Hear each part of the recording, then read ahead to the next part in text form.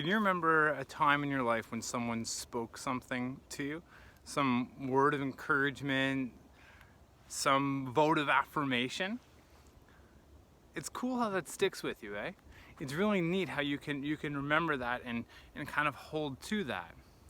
And I find it one of the most empowering things that maybe I see this in myself, maybe I don't see this thing of excellence in me, but someone else is, and someone else has the ability to call this out in you.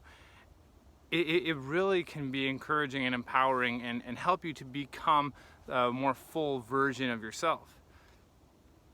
And I think we don't see this example any more clearly than we do with John the Baptist.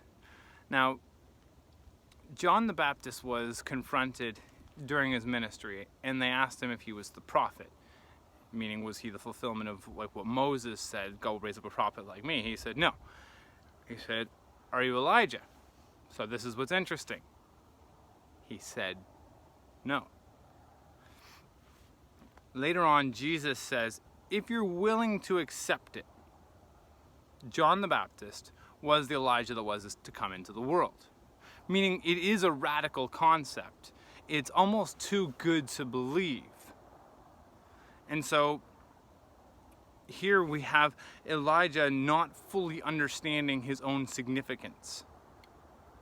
He didn't fully grasp how great God created him to be. And I think that's the place where a lot of us find ourselves. We don't fully grasp how great God can make us, what he can do through you. Now, what's also remarkable about this is that Jesus said that out of all the Old Testament prophets, that John the Baptist was the greatest. But I think there was still more that he could have become, more that he could have done. And if not, maybe he just would have had an easier ride with it. Because you see, there was this really interesting encounter that his father Zechariah had with an angel. The angel said to him, your son will come with the spirit of Elijah, and he will restore all things. And so his dad knew. I want you to understand this. His dad understood what John could become, but he didn't tell him. He couldn't have told him, because if he did, John would have answered, yeah, I am the Elijah.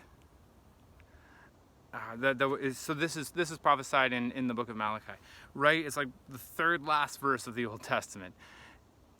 Understanding he was that fulfillment, but he didn't understand that because his dad didn't speak this over him.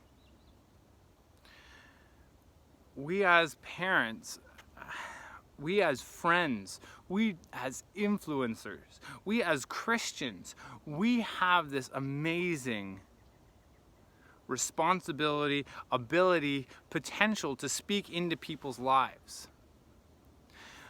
Zechariah had he could have spoken that into his son. He could have said, you know what? An angel told me that you are going to come in the spirit of Elijah. You are the fulfillment of this. Isn't that amazing? But he didn't. And why didn't he? Maybe he didn't want to put too much responsibility on his child. Maybe he didn't want to burden him with too much of a load to bear. Maybe he was afraid that he would never meet the mark. I just wonder how encouraging that would have been for John to understand that that's how God made him. And that was something that he got to live into. Because I think when identity is lacking, when we're not fully understanding who we are, we start reaching for other things. Now, John was the greatest of Old Testament prophets, but could he have had an easier ride? Could he have had less self-doubt? We don't get to know these things, but one thing I do know is when we speak into the lives of those that God has placed us with, be it friends or siblings or your parents even, or just people that you know. I especially love the parent-child relationship with this.